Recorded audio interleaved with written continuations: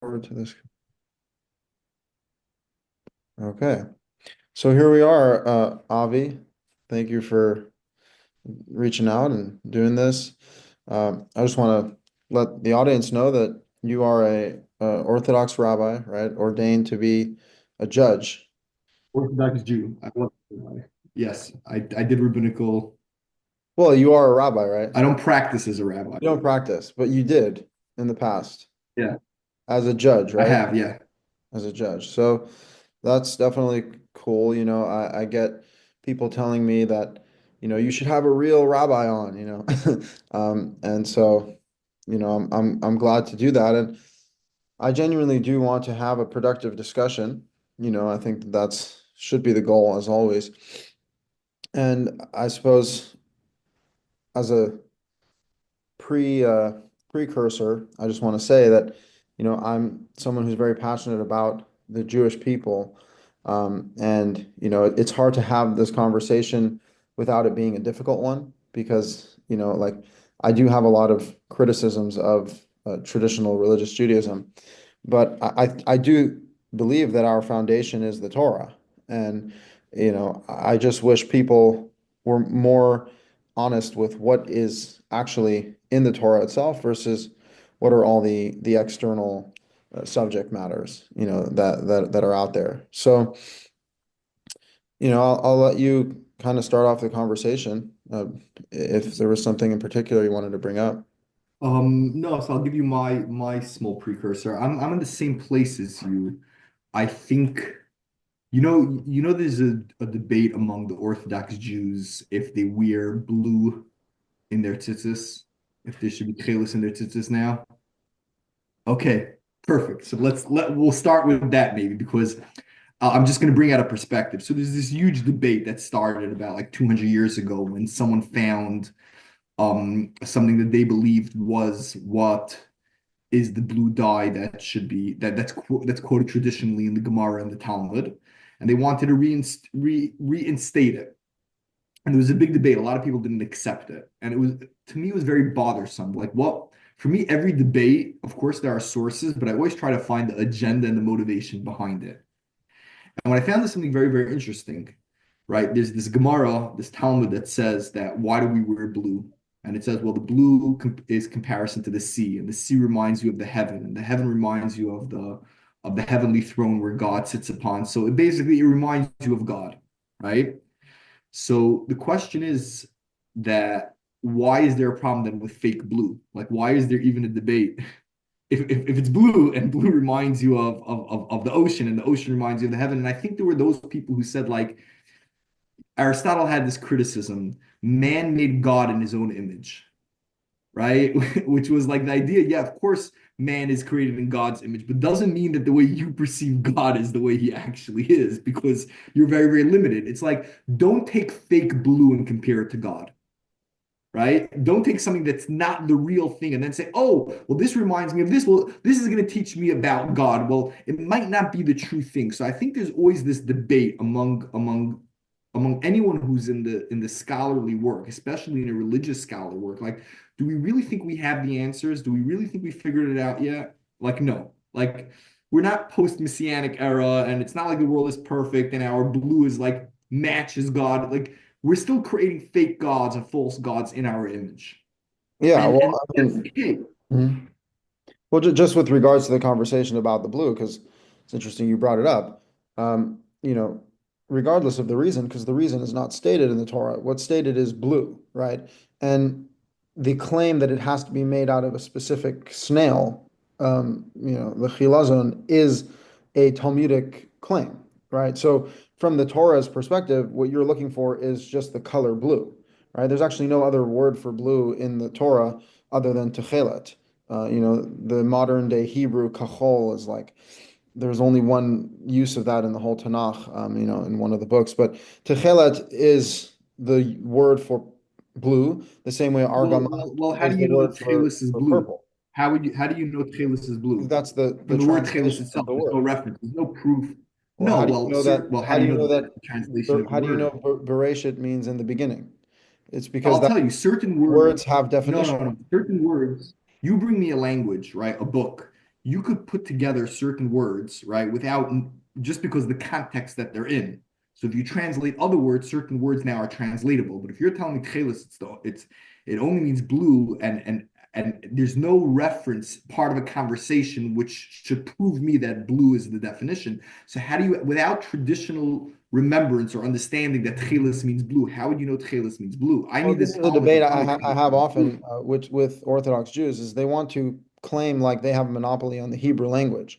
The Hebrew language pre-existed Orthodox Judaism. The Hebrew language is a language. It's like saying, how do you know that a bottle means a bottle? You know, like there are words that have definitions. That's a matter of language. I don't know if you know if you could define for me what a woman is. No, I don't want to get there right now, Well, I mean, that's the thing but is that's what it's happens. That's what I happens when know. you So enter into no, a domain. I think philosophically, in every language, there is a science to words. I do think there's a science to words, right? And words have proofs that means generally words are consensus of what words mean, right? We decide in America that a tree is called a tree, not because, right, not because there was any meaning in the word tree. There was no proof. And one of the fascinating things you do find about the Hebrew language is that there are hints in the actual word to the idea that the word is trying to express, right? And you find it with a lot of words, not with a lot of words, almost with every word in Hebrew. It's not only that that word was picked as a group got together and said, "Hey, what are we going to call blue? What are we going to call blue? Let's call it chelis," right? You see hints in the word chelis that chelis is referring to blue. And you find that in the Talmud a lot, or for sure in later periods, that rabbis try to find that. They try to find where in the word blue do you see blue? Because that would be even a better proof that chelis means blue, right? Well, yeah, I mean, you can go into etymology, and as far as I'm aware, there is not a lot of words. In fact, the root of techelet is only referring to blue.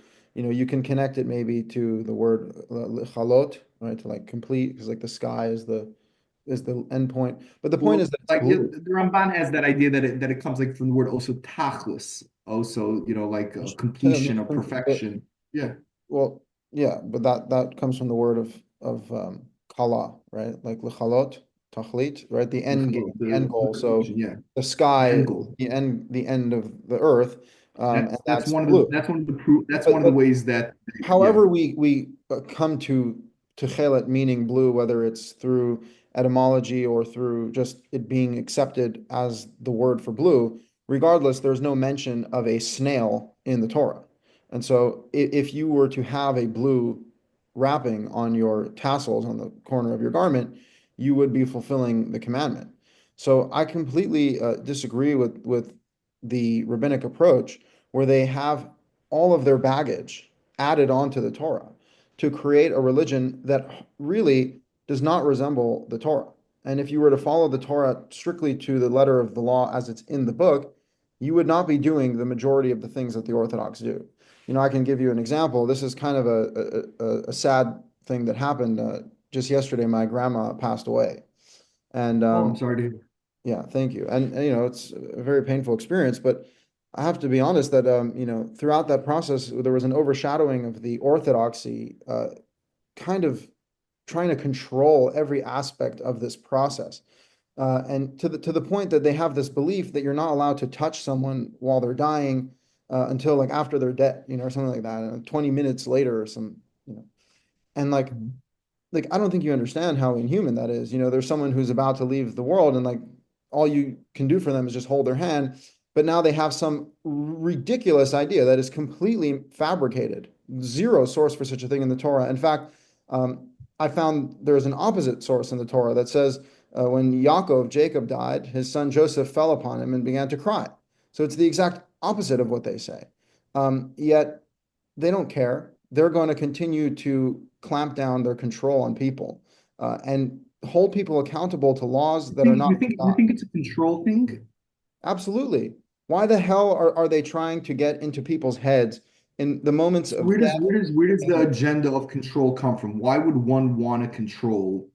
Why would there be, look, I happen to agree with you that that such a concept exists. I mean, right, Dostoevsky criticizes the church that most of what the church wanted to do was control, right? By the way, Especially that's the quality of overreaching organizations that works for governments and it works for religions. So let's define. So let's unpack that together. I want to unpack that because it's look, it's definitely something that it's easy for me to talk about because in other religions I would say that right away, right? Anyone who's in religion A says, well, religion B and C, they're just about control, right? Correct. Because And by the way, if it's so not divine, then it's about control, right? exactly, yeah, So that's the distinction. let's I want to unpack that a little bit. What is that agenda to control? Well, look, it's not divine. That's my point. My point is that it's not divine. Therefore, I don't really care what their motivations are. I have my theories about their motivations. But even if they had the most lofty motivations and they really thought that they were right when they told people, oh, when someone dies, you have to cover up the mirrors because there's ghosts in the mirrors, even though that goes against the Torah's idea of not being superstitious and not, listening to all of the predictions and the witches and the sorcery. No, but you have so much of that in Judaism, and it's not divine. It's not from God, and it's not the laws in the Torah. And in the Torah, it says very clearly, these are the laws of God. You shall not add or subtract to these laws. Yet, when you open up the Talmud, the Gemara, the Mishnah, the Zohar, every external source, they're not just commenting like, nice anecdotes. They are changing the narrative. They are adding laws. They're adding restrictions. And all of these things that they've created, I believe, have enslaved people beyond the point of being able to live functionally. And it's a complete contradiction to the Torah itself. Okay, so I hear you. I hear you. And if I stand you correctly, you're trying to bring two separate perspectives to the table. A, that it's not divine, so then it's out of control. And B, well, that addition is also subtracting or confusing or manipulating. So let's I want to deal with both these Adding and subtracting. adding and subtracting. So which one do you want to unpack first together? The control aspect and or that it's not divine or that it's adding and subtracting. Yeah, well, I think it's not divine is the most important point because, and when I say divine, I don't mean like divinely inspired or like spiritual. I mean like the word of God. And by the way, to that point of being the word of God, the only prophet who speaks directly face to face with God is Moses, recorded in, by the way, every religion. Moses is speaking face to face with God, and these are the words that he writes in his books. As it says, he completed those writing those books until their completion in Deuteronomy, and he said, "You shall not add or subtract to these words." So, to these commandments. So, it's really horrible to see such a deviation from the So original what do you think he revelation. meant? What do you think he meant? And I know you thought about this already, but what do you think he meant then when he said, "Lo sasmi kol davar she'yigid lecha yuminu smal"? Don't do anything the opposite of what they say. Who is he referring to? Read the chapter. It says, "When you live in the land, in an established land, under courts of law that are just, and you have a doubt on a certain matter of the law, then you shall go up to the place that I choose to mention my name," which is referred to as the temple, right? And you should go ask there the high court of judges and priests and listen to what they say, right? So, we're assuming that there is a temple and there is a high court, Wait. So let's go back when there was. So let's say during King but there's Solomon's not. time, like Melech's time, Yeah. when he made the Tilas Yadayim, what's your opinion? How should that be Shlomo treated? HaMelech made Netilas Yadayim. Where'd you get that one from? He instituted it as a rabbinical commandment, Where'd you get a that from? proclamation. Where is that document? Well, the Talmud, In the right, in the Talmud, right? So the I don't Talmud. trust the Talmud as a source of Yeah. documentation. The Okay, Talmud so then let is me a try to find manipulative something. book. Okay. So let me try to find something that predates it. That was my bad. Um,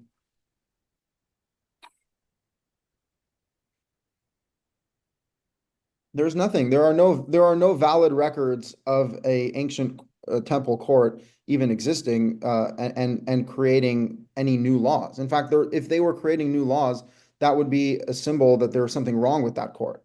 And by the way, that court is subject to corruption, even though that court does not exist and hasn't existed for thousands of years. no. But So, but I'm dealing first. We're gonna get to corruption in a second because that's an easy topic to deal with. I'm dealing with make believe no corruption, right? Make believe everything is perfect for a second. yeah, If but, there but I'm would saying, but be a look, look, temple look and there how would be look how dishonest that is, for people to bring up that quotation when it's referring to a high court in the temple of God, which does not exist, and they want to well, apply I that don't know. to the rabbis. I don't know. I think that could no. I'll push back. It also inspires people to the idea that God understands that there are going to be future things that are going to happen, and future laws might have to be put in place to manage those future things that are going to happen. and that it's not a Moses is saying it's not a contradiction to not being the word of God, because God's right now here in the desert telling you, giving you this over, right, on Mount Sinai, but there's going to be a future and the world's going to have to continue existing. And when someone adds, then let's call it addition, someone adds then and says, hey, you should be doing A, B, and C. There's a certain relationship you should have with that. Don't treat it as divine. Don't treat it as God's words. And if they tell you that it's God's words, then they're adding. But if they tell you, no, we're coming from that verse, and the reason why we're telling you to do the Megillah is because A, B, and C, accept it and treat it like a commandment. Doesn't mean it's a commandment from God, but it means it's a commandment that God wants you to keep. That's, I think, that word, that Well, verse I could mean, inspire. Yes, you could again, take, it's referring to a specific court, so it's not just referring to any court at any time and place. It's but referring, I don't know if everybody only reads, and well, it this also says, needs to "You be shall unpacked in the arise and go conversation. up." I mean, we can read it. No, It no, no, says, no. I don't know, but I don't know if anybody only reads the text literal. It well, also you should. inspires ideas. Yeah, Well, it doesn't no. There's certain inspire texts I ideas. don't It think I lets don't you think you know. should read. I don't think certain texts should be read literal. For example, I'm a big I don't know what the right word is, but a big advocate for Maimonides that he says, well, we never saw anyone say ayin tachas ayin, an eye for an eye, mean literally to mean an eye for an eye. I do. And you know what? One Actually, second, I one second, don't one say it. second. The And Torah says that, so I believe the Torah. wait, yeah. So, and it also says in another verse that when you kill someone, when it also says that you should pay money for the taking of someone's body, Where or does it say whatever the that? verse is in It says Hebrew. that It's about an animal. It actually no, no, explicitly no. differentiates between an animal and a human. It says when you hit an animal, you shall pay, but when you hit a human, you pay an eye for an eye, a soul for a soul, a tooth for a tooth. So there's a differentiation between animals and humans that humans actually get a literal punishment. And again, not reading the Torah literally is the fundamental problem here. We're talking about the God of the universe who's speaking directly to the children of Israel and saying, you must do this. And if you don't do this, you're going to be cursed. And you want to tell me that we're going to sit here and be like, well, it's not literal, it's metaphorical. I don't think God communicated with every human on there on a same. Well, let me ask you. God communicated to Moses and the Jewish people at the same time some of those commandments, right? The Ten Commandments. Or the Ten Commandments. Did everyone understand it on the same level as Moses? I mean, do not murder, do not steal. When God said do not murder, because I could tell you a lot of definitions of what do not murder could inspire. When Really? everyone heard, yeah, yeah, well, yeah, I know. I really honestly believe that you could emotionally murder someone. I believe it. I've seen it in life. And I believe that that could be one day an inspired definition. And one day someone could tell me, and I believe you could physically murder someone. And I physically believe that Wouldn't you that could do be calling, manslaughter. wouldn't that be defined as insulting someone or hurting their feelings, not as murder? It could be, That would but I just be an know people who incorrect murdered. I, definition, I know people who have murdered people without physically murdering them, or not murder. or being jealous. Let's take an easier word: jealousy. Don't be jealous, It's not the right? You think commandment. for The everybody commandment that is means the same do not thing. covet, do not desire what does not belong to you. Do not desire. Do you Do think not that covet. means the same thing for every single person? Yeah, it means when you see something that someone else has, do not want it. I don't That's see it that way. theirs, right? That do not covet what belongs to your fellow. Yeah, and I understand That's a that there's very certain simple statement. desires, Again, there's certain the desires idea, that cause a person, there's certain desires that cause a person to actually acquire and make sure they acquire that. then that And would I be could stealing. say, no, without stealing, you have something that I want, and I go and acquire it. I go Well, buy it. I then convince that's you to sell it to buying. me. That's Well, that's buying. fine. I understand that somebody could say that the word loisachmi means, well, until I don't buy it, I didn't do anything wrong. And I could see someone else say, no, no, no. Even just the thought process of just being jealous or I mean, desiring something is also itself can you wrong, buy even if you're someone's not planning wife? on going Can against you it. buy someone's wife? Well, of course you could if you really want to. Good. You could go. You don't think you could go marry someone's wife? You don't think you could go get them divorced and go marry her? In Okay. Delaware, that's But actually a crime. until this man, by the way, in the Torah it says you can only divorce your wife if you find it her a matter of immorality. So this guy would be hard pressed to find No, a reason why no, he's no, no. It divorcing his says it wife. says it says it says a word ervas, which I don't know what that word means because now we could You know start what debating. erva means? Well, it means the flight. Go see ervat haaretz. What does that mean? The The nakedness. nakedness. So yeah, Nakedness. when you find her It, naked, then according to you, when you find her naked, what does that mean when you find her naked? I mean, nakedness means a level of vulnerability, and immorality, that's not good. It's just it's nakedness. It's a Ever yeah, but start it's a from. negative What aspect. happens if you walk into the room and she's not dressed one day? She's not wearing. She Well, should no, be you should comfortable. be seeing Of your course wife not. Then naked. I mean, there's divorce her. plenty. Please, No, so I'm trying to think like a what makes you matter think that it of means that immorality. it's promiscuity without a true. I'm trying to figure out that certain words could mean different things without to different people. Erebus can mean one thing for you and can mean one thing for me. I really No, believe so. You I don't think mean, so? yeah, but in this example that we're giving, I'm paying you for your wife, and you're going to divorce her. That's not a good grounds for divorce, No, right? no. I'm jealous of your wife, and I'm gonna get you guys divorced so I can marry her. Okay, but I'm just trying to tell you is that a person's only allowed to divorce their wife if they find in her some issue, right? Something that reveals a matter that's not good about her. I can't divorce my wife for money. You don't think someone could cause that?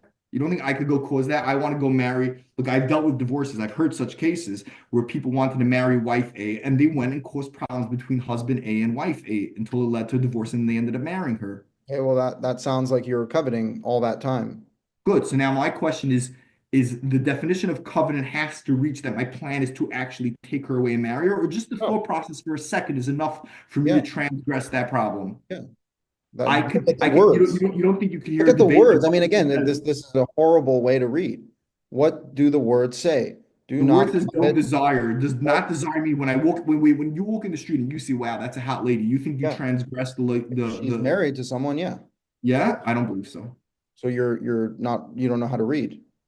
Well What then does that mean? I You think the see word someone's means wife and you desire her. well, what does desire mean? What does desire mean? What part of her Oh, that I desire? What does it I, mean? I desire to hang out with her for one day, for a week, for a month. What does desire mean? you want If another man's wife. what does that mean? You What does want that mean another to want wife? someone's Yeah. wife? I I mean, mean, it doesn't mean that you're planning that you already have a probably thought process of how to to get them sleep with her. divorced and get married. No, no, it Well, doesn't you mean you can't have sleep to with her. How can you actively. can't sleep with her until she gets divorced? I mean, it doesn't mean you have to actively do anything. It has to do with the thought process. It's Exactly. So the literally question is, what a thought process does do not desire have to reach desiring you? another Do man's not wife. desire. Whether or not you take action to get that woman, if you were to sleep with her while she's married, you'd be committing adultery. If you were to get her Right. divorced, through some sort of conniving, scheming fashion, you'd be coveting the whole way through. we're trying to figure out what the word means. Do not desire You your already figured neighbor's it wife. out. You're the one who's making a claim with no basis that it's I'm only so considered I'm trying. desiring if you have active No, no, plans no. on doing I'm something about asking it. you a question. I'm asking Yes, you a question. to I'm asking my desire. question is, do you believe that we could pull two, three people off the street and say, here, there's a heavenly voice that's coming out of the sky that says, do not desire your neighbor's wife. And Mhm. all three of them are going to tell you, when they explain you what that means, they're all going to tell you three different definitions. Do you think that's possible? You get No, up, try it tomorrow, put out a TikTok and say, guys, I want everyone to explain what I mean. Do not desire your neighbor's wife. Do you think all the explanations are going to be exactly the same and everyone's understanding is going to be yes, exactly the same from your message? Do you believe yes, so? because How much will make it better? the minute that you desire someone else's wife, you've transgressed the commandment. No, no, I'm again, you're jumping How too else? I far mean, now. you're the one who's I'm claiming asking there you are a alternatives. hypothetical question. You get out there and you put an Instagram clip and you say, guys, I'm giving a commandment to all my followers. Do not. Unless they're retarded, yeah. No, I think some people are going to say divide. What if I just like the way she looks? I don't think that's a problem. He really means don't desire to actually think to try to take action. Or someone else is going to say, no, that's not either considered a desire. I think a lot of people, it's subjective. It's very, very subjective. Do not I don't know desire. what you're It's talking not an about. objective word. It's very subjective. It leaves a lot of See room for someone's wife ambiguity. and you say, "Wow, I would like to have her," then What you does that just mean? I would like to give transgressed her a it. hug. Wait, let me ask you. If I just think I would love to give her a hug, I would love to feel her hug. Would that be a transgression Sounds like according you're to you? desiring another man's wife.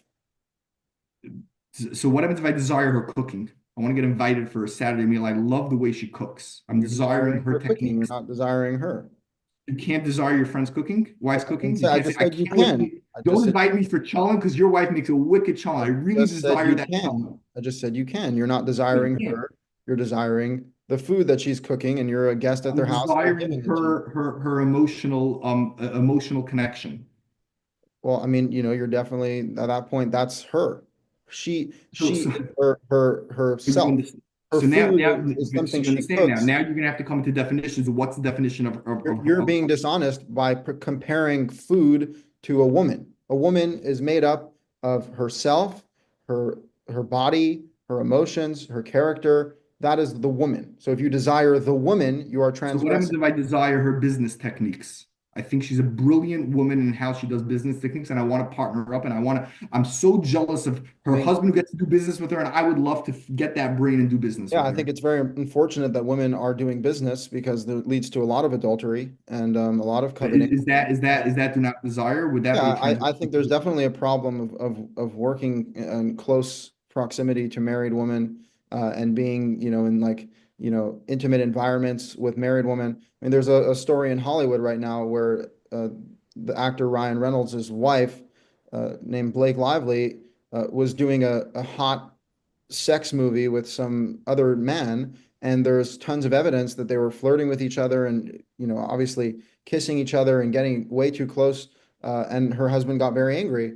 And now people are blaming her husband for being unreasonable. But the reality is that there's absolutely adulterous things that are going to go on when people are in close proximity in working 100%. But I'm relationships. talking about the verse of do not desire. I'm not talking about what's appropriate and what's not appropriate. If I'm I trying to tell you, desire if a you woman's desire a brain, am I woman, transgressing the word do not desire according to yes, you? if you are desiring another man's woman in any capacity that is related to her, not her food, if she cooks for a meal, she's inviting guests, you're just a guest at their house, there's nothing wrong with that. I'm talking about you want to touch her, you want to hug her, you want to be in I relationship want to do with just her. business, just business. I desire her brain, her What is personality. Yeah, that's her. I think women in the workplace is hugely problematic. I think we've created a horrible monster in the society. And by the way, the Orthodox are completely guilty of that too. I always call it radical Orthodox feminists. All of these women, they literally are just as guilty as the secular women for leaving the home. And even though they have kids, but they literally just send their kids to school and then they go work in the workplace while their husbands are learning in yeshiva.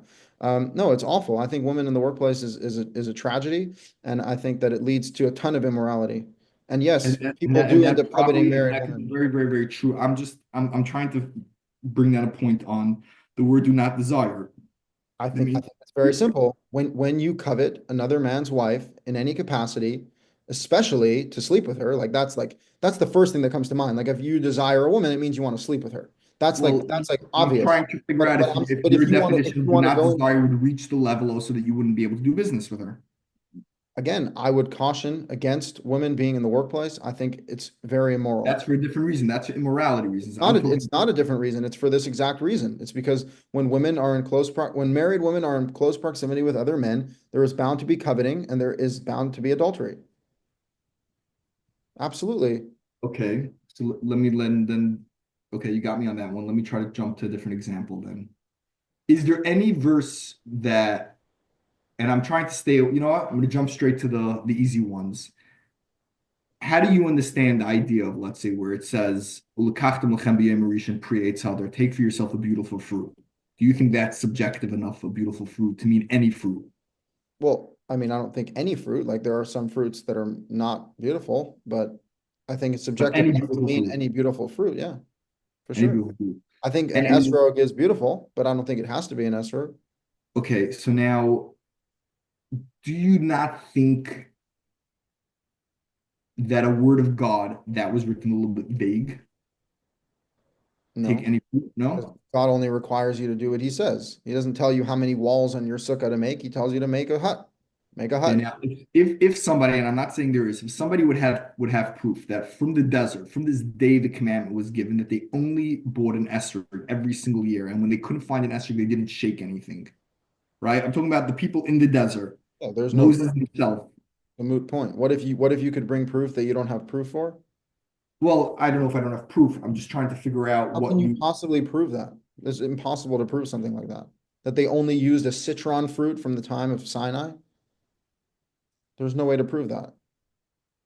There probably weren't even citron fruits in the desert. I don't even know if they had fruits. I don't even know what your point is. I mean, at the end of the day, we're talking about subjective interpretations of rabbis that they try to enshrine into law. And you mentioned the Megillah, and it's coming up Purim. They literally say the blessing on the Megillah, "Blessed are you, God, who commanded us to read this Megillah." That is horrible. They're literally just calling themselves God. They're like, we made this holiday, we created this commandment, and now we're going to say that God No, commanded us they're to do clear. They're clear. They're calling it God because they're focusing that God gave them the power to make a comm to make something. They're not saying that this commandment is from God. They're clear. Well, They that's not clearly. clear because they actually say, "Blessed are you, God, who commanded us." Not to mention, I don't know where they derive their authority to make up laws. They don't have the authority to do that. And I wanted to mention that about the court is that Again, the Talmud clearly understands from, and you could say it was made up, right? And that I don't have proof to debate you on. But the Talmud clearly understands from the word loisasser that gives them the authority and the power to create um even commandments. though that they are, That, even though that the over there it says if there is a matter that's beyond you and there's some doubt in the yes, law, yes, yes, it doesn't yes. say that you can now Yes. create laws.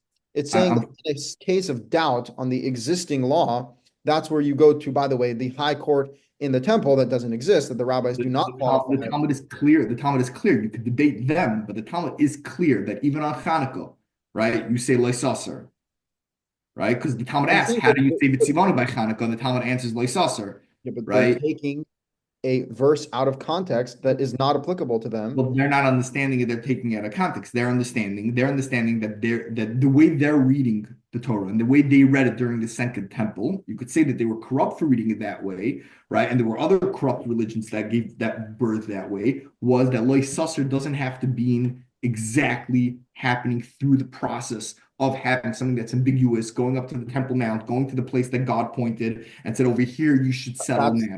That is the scenario in the Torah. So Yeah, like but the you only see time clearly that that's not how the rabbis of those times understood it. That's they're clear, right? wrong, I mean, they're just Oh, wrong. wait, They're just wait. I have plain no wrong. problem that you believe that they're wrong. I have no No, problem that it's you not that I believe that they're believe wrong, that but they're that's wrong. clear. Anyone, It's clear. It's not shocking to you that they say that, right? It's not oh shocking. It's no, not not the I've first time heard you it. heard this.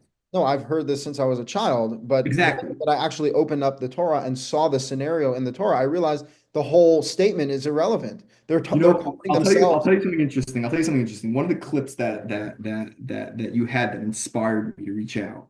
One of the clips was when you were making fun of the Orthodox community that they learn Torah for the sake of Torah, Mhm. right? And I was thinking about it because I know what sefer you were referring to that they spend time in yeshiva with, right? And the Nefesh Chaim, Fine. and right, and I happen to love it, and I love it more. I love more the mystical approach that he has to life. So I happen to love mysticism. So I love I reading don't. his.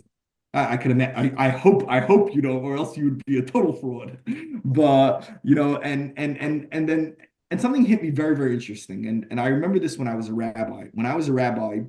I love studying, I love learning, and I love reading. And there was something missing, like almost that I was feeling a little bit depressed when I was a rabbi. And I one time met one of my mentors, an older individual, and I was talking it out with him, and I said that I feel I don't learn anymore for the sake of learning. I feel I learn always for a purpose. I'm preparing a speech, or I have to answer this question, or I have to answer this class. Like everything has an agenda, my learning. And he's like, so I'm like, well, I don't think I'm able to embrace genuine truth with knowing that I have an agenda, right? I want my speech to fit a certain thing, right? I want the crowd to be entertained. I want them to look so. My learning is being agenda driven to almost come to an end instead of organically seeing what just sitting and studying what would bring. And that's when it hit me, this idea of learning Torah for the sake of Torah. Because when you learn Torah to make it relatable, you can only make it relatable to whatever happened historically from 5,780, however many years ago you believe the world started, until now. You can't know how it would be relatable for the future because the future didn't happen yet, right? Why does And God say that these commandments are for eternity? exactly, because I think that there's an idea of understanding that the Torah has an understanding that's not yet relatable to the human conscious because it's I eternity. haven't seen anything in the Torah that's not relatable or relevant. Well, Everything in the Torah used to be relevant. I think people hope that there are certain things. If people believe that it's a safer for eternity, then you still have to believe that whatever could possibly happen in the world, there will be something in the Torah that will be able to explain you how to deal with it, right? As of course, it continues to teach us about God and creation and man and woman and family and values, the Ten Commandments, morality, the Shabbat, the history of the Jewish people, of the holidays, of the how to treat your fellow. I mean, all of those laws are in the Torah. They continue to speak to us. I don't agree with the statement at all that like the Torah is not relevant or doesn't answer modern questions. No, I think the Torah also has to not be relevant. That's I'm just trying to explain this opinion. I'm not saying I'm just explaining the opinion the Torah for the sake It of Torah has is of to course not. it's Torah that's relevant. Nobody learns the Torah without understanding that there's halacha also that's giving you physical grounded work in how to act. But there also has to be an idea that don't put yourself in trying to understand the Torah and don't minimize the Torah to your understanding. It could be greater than your understanding. And Yeah, and there's like some humility that you have towards the Torah, which is but like, I'm not going to learn a topic that's relatable right now. There's a lot of things I don't understand. I don't fully understand the ideas of sacrifices. I don't fully understand. No, I personally do not understand that God's word is a soul for a soul, right? Or an eye for an eye, I do. right? And by the I way, don't. even if I didn't I understand it, it would still be valuable information, and it would still Well, be I'll tell you one of the main reasons why I don't understand it that way is because some of us believe, not everyone believes, but some of us believe, and we see it in the text that there's going to come an idea that one day the Torah is going to be able to establish a society, right? Because supposed to. it seems it seems like that was the purpose of why we got the Torah, to Oh, establish a society. We haven't been successful in doing that really yet. yeah, that's the Jews' fault, not God's fault. Well, okay. So the question is, why didn't we figure out how to take this book that you say is so easily readable Because and we're create a society because we're with it? sinful and rebellious. You think it's only that? It's only Yeah. because we're sinful and Yeah. rebellious? Well, Look so at what's the look at sin? Jewish What's the history. sin? Look at what the Torah says. God says, "I'm going to give you the land. I'm going to give you everything, and you're still going to rebel because you're wicked and you're going to worship other gods, and I will punish you and curse you for that." That's exactly what happened, and it's always been ascribed to our wickedness. Even all of the exiles and all of the pain and all of the persecution and the sickness, all the really the frightening history that is Jewish history was foretold in the book of Deuteronomy, in the book of Devarim, that this is what's going to happen, and you're going to see all the blessings and curses, and it's the direct result of you forsaking God and His Torah and worshiping other gods, and I think that's what's And was happening. that a prophecy that it's gonna happen, or was that a It already prophecy that happened. that was gonna happen? Yeah, and it already happened. Well, then Yeah, when it was written now it in was our written as present a time, but then future when it was written, it prophecy. was prophesied that it was gonna. Yeah. Mhm. So it was written that the Jews are going to be sinful. So it's not something that we should almost be upset about because it was almost like the sin, the fall of Adam and Eve. It was like it was written to happen almost. Well, less so. I mean, the sin of Adam and Eve was not written to happen. This was written to happen, but it still doesn't Well, absolve less us so. So from. even better. So even better. You're right. So But this was written. So God knew that the Jews were going to turn wicked. In which still part doesn't did God absolve know that they were us. going to turn wicked? I What? mean, it's No, I he. didn't say it. Well, no. It doesn't absolve us, but it makes it part of the system. Not that, oh, there's some random Jews who are always being wicked. It's like God knew that they're going to struggle with something, right? They knew they're going to be wicked and struggle with something. What is that struggle of that wickedness? Is it going to be what? Is it going to be adding to the Torah? What was that struggle and wickedness that Going to be God to thought was going to happen? That they were going to serve other not gods, follow the right? commandments, not follow the commandments, and worship other gods. That's what the Jewish people have been So doing. God When you, prophesies to us. He prophesies to us that there's going to come, like it's almost normal that it's going to come a no, it's time not very normal. soon. No, it's not normal, and it's not But he okay, and prophesies it's that it wicked. is. No, just because God Well, that knows means the future, it doesn't it's mean. normal for society to reach so that wickedness. It shouldn't be a shock. Well, yeah, the formation of man's heart is evil from his youth, right? The Exactly. inclination. So that happens to be something that does occur in human societies. People tend towards evil, but it's never tolerated by God. God does not tolerate evil. He tells us to destroy evil, and he punishes us severely for that wickedness. And the point that we are in history, we have enough reference to know that this is how things work. And actually, this point in history is not pre-written, right? We exist currently in the unknown, and it's up to us to actually change our ways and create a difference in the future, as opposed to say the Jewish and Christian narrative that we're waiting for a Messiah to save us. In the Torah, we're told to return to God with all of our heart and all of our soul, us and our children, as individuals, as families, as every single person. So it's an entirely different narrative. And in the Torah's perspective, the only authority that you have to obey is God. And again, another interesting thing about the court, again, this high court that only applies to a court of judges and priests in the temple, which again doesn't exist, and the rabbis should stop claiming to be that court because they're not, right? But aside from that, what it says is the man who shall act bizadon, with maliciousness, to not listen to the court, right? Which means that if the court is a righteous and holy court and they're instituting God's law, not making up new laws, not making up new commandments. No, they're clarifying doubts when it exists in the pre-existing law. If someone acts maliciously against them, then they are held accountable to the highest offense. They actually get killed, right? But if someone stands up against them because they are corrupted, you can even see that in Yirmiyahu. Yirmiyahu is viciously persecuted while he's calling out all of the priests and all of the judges and all of the shepherds of the people, saying you are. He says the Sofrim, the scribes, which are the rabbis, their pen is a pen of falsehood. That's in the first temple. Okay, so people have no idea of what actual Jewish history looks like, and in Orthodox Judaism, they romanticize the past as if it was like this beautiful sight of just everyone, so Well, I think that's something everybody agrees on. There hasn't ever been a place of perfect history. I mean, history is well, only not even corrupt. close to perfect. We're talking Yeah, about there's never degenerate been a time there's corruption been and a evil.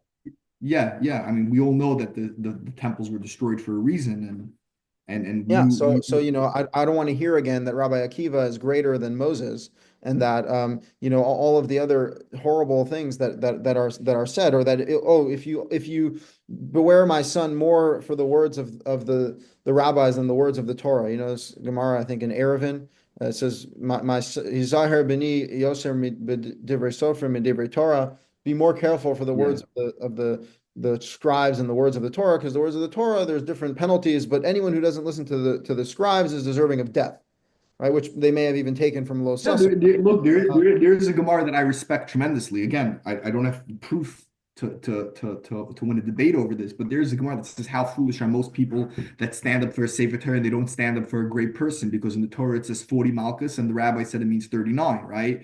The words of the Gemara is, "How foolish are most people that they'll stand up for a Sefer Torah and they won't stand up for a Talmud Chacham?" How That's the foolish is words the of the Gemara. Gemara to say that it's 39 when the Torah So, says it's 40? Like that's the so, foolishness. But so by the way, what I would say is how foolish for people to stand up. I don't think it's foolish because I believe but I have no proof to it. So that's why I'm not trying to bring it up as an argument. I believe in my mind, what I believe. I don't know what I believe in, what I act like I believe in, because I could tell you, I didn't really know what goes on in my head, but I act like I believe in the idea of Maimonides, that Maimonides says, don't think that any of these proofs that the rabbi said are the proofs where they know their information. They know their information because this is what they've seen Moses come down on Mount Sinai, until this day, through tradition, and Maimonides counts 40 generations from Moses, where there was a straight tradition to the end of the Talmud of how they acted in certain things. And he says, that's the proof. He says, why they quote these references in the Talmud, those are just to remember what the tradition is, right? And that's an interesting idea that Maimonides brings down. Again, He wasn't a stupid fool, and it's an interesting I mean, idea. Maimonides was in the pocket of the Talmud. At the end of the day, Maimonides, he has an impressive list of titles, but at the end of the day, he's just parroting the rabbis' talking points. The whole Mishnah 100%. Torah is just distilled Talmud. The Yeah. whole Moreh Nevuchim is just distilled, rabbinic theology. So I don't actually. He literally writes in Moreh Nevuchim, in Guide to the Perplexed, that Cain and Abel were demons. Like Yeah. that's not rational. I don't know why he's considered a rationalist. Like that's not what the Torah. But just one One more thing. second, one second. I'm trying to think what's the best proof that I could think of that there's also that what if I were to try to put you in a box, right? If I would try to get you, what I would need to do is find something that you also have to agree that the interpretation is not rational, it's metaphysical, right? Well, And I if I think got you on a verse there, that's there that, are you would metaphors. have to say like, Circumcise what? your heart is obviously a metaphor, right? I don't think God's Exactly. telling us to cut our Uh, chest open, but there is such a thing as metaphor. But when the Torah speaks to literal things, it is literal, and that's Isn't there a verse in Mishlei that says, again, he's just Shlomo Melech, but it says Hakol mashal v'chida, everything should be interpreted as a mashal and a chida. well, Shlomo Melech also worshipped other gods, so I wouldn't take I everything know, he but said to be the word of God. This verse in No, Mishlei, Mishle is brilliant, and what do you think he meant by Hakol mashal v'chida? Everything could be looked at through the lens of it being a parable. because every literal thing has a metaphorical counterpart, right? But it doesn't mean that it's not literal, right? Like the literal is still We literal. make it literal. We take the metaphor. Us humans are the ones who make You it don't literal. make it Well, literal. yeah. It is Well, literal. without humans, do not steal would not mean what it means. For animals, it means something else, right? Than humans. I mean, Humans are the animals ones who make do don't not have stealing mean do not stealing. I mean, no, we are literal beings as created by God, and the commandment "do not steal" is a literal commandment given to literal beings. Well, how do you know that? How do I Because know you're what? literal and you decided that it means literal. If you wouldn't have a literal understanding, you would say it means something metaphorical. So you're No, the one who created because that it means God is something speak. I literal. didn't create anything. I didn't create myself. I didn't You create heard any the words. commandments. Without you, there was no word. The human heard the word, right? No, It was actually, the word preceded the human. God precedes yes, I know, but the humans. way that and So I believe God the is Torah communicating preceded to us. humanity, right? I also believe that. I know that you probably would disagree with that, but That I what? believe that Torah preceded humanity. Well, not yeah. I mean, not like this Torah is historical. It was given at this time, but God precedes humanity, and His wisdom precedes humanity. Obviously, So like before humans, right? I believe strongly that humans are the ones who made the Torah literal. so Without humans, it would stay metaphorical God gave the Torah. He gave the Torah to human beings and to the said, humans, and he "Do said not make it literal, and he steal." said make it literal. He said make it literal, but it means he told us to make it literal. For him, do not steal does not mean the same thing that it means for us. Like I don't even know what that means. That's not a That's not Well, once you that agree statement that there's makes other things that are metaphorical, once you agree that there's other things that are versus metaphorical, what tells you which words are literal and which words are metaphorical? Once you agree that the idea of metaphors exist, what tells you that when God said do not steal, maybe he just meant the metaphor? because God communicates literally to us. When I mean, How do you know that? here's a How do you proof, know right? that? What's your God says if tradition say that God can? Where does it say I, the God, communicate literally? because they enacted literal penalties. There are literal, like a guy was gathering wood on Shabbat, and even Moses was like, "Do we really kill him? Like, is this really work?" So And you God got said, "Yes." one case where they God said, acted "Yes." out But I'm the saying literal. if you're killing someone for And, breaking and, and Moses himself, wait, and like you just said, and Moses himself seemed to not be sure if you acted out literal. yeah, Weird. He but that heard the word and he wasn't sure if it's literal on one thing, but that on this guy who did something that we don't even know what he did. Makash Shaitzim, whatever he did. you know what he He did. He carried, gathered right? wood. That's Gather, he gather. carried wood, Koshesh means to gather, gathered. like from the word kosh So he of gathered wood. straw, right? So So he he's like gathered wood. gathering and or like And what did he and what was the problem with gathering wood? that's work related. That's why is he doing that? That's work. So he's How do you desecrating Shabbat. Well, that's the whole point is we have precedent. The Torah gives us precedent. And you know what? so, And that was so a time where the people were in dialogue with God. Right now, so if right now what the else does it majority mean of not Jews work? don't even keep Shabbat, and Wait, without the story of Makaishish, would you said gathering wood is considered work? Without that story, where Moses himself didn't really know, would have you said gathering wood is work? I think there's a chance it is, but I A think we got chance? So confirmation. what do you do on Shabbos with work? Because Well, I think everything's work. I don't work. Would you walk fast pace and take a jog, work out? No, I don't work out. Working out You is wouldn't work. work out. What don't you think that's the most ambiguous thing? Do not work? No, No? work Like is Sabri, you think it doesn't have to be a capitalist form of work, right? It's any form of work, right? In the yeah, capitalist work. America, work you make money, but this preceded capitalism. Yeah. Well, yeah. So what's work? People work to like 6 days a week. You're working, you're trying to support your life. You got to build, you got to plant, you got to harvest, you got to do all these things. On Shabbat, you have to just cease, right? Even in the Torah, it says you have to have your food ready on the sixth day, right? And you can't burn a fire and you can't leave your place. And so there's a strict restriction on Shabbat, even more so than the holidays, where you literally just have to be. You can't do much. But do I think that flicking on a light switch is work? No. Do I think that electricity is fire? No, because it's not. It's qualitatively a different substance. You could say it's like fire, but it's Yeah, not fire. I don't look at the electricity as fire either. Yeah. I So I'm won't turn it saying, on for other reasons, but I won't look at it as yeah. fire. So is ripping toilet paper work? No. So again, are there ambiguities for sure? And by So the way, here's the thing. once you're dancing in that world of things being ambiguous, don't you need a tradition to explain No, the ambiguous? no, you need to be an honest human being. And you need to not pretend like the Gemara is going to give you answer to these things because it doesn't. The Well, Gemara an says, honest the human Gemara being says, would oh, figure out what does it mean to try to wait. I saw a clip. I think I saw a clip of you wearing tefillin, right? Mhm. I saw a clip. Would you be okay if it's any other form that anyone Yes. else makes up with a sign on their head? Does it have to be? So why do Yeah. you wear the tefillin? I mean, I'm not like, I don't know how to make tefillin. Like that, the tefillin they make works to fulfill the mitzvah, but it doesn't have to be a black box with a shin and four compartments. It's just convenience. It happens to be that the It religious happens to be the creators. model that's So available. maybe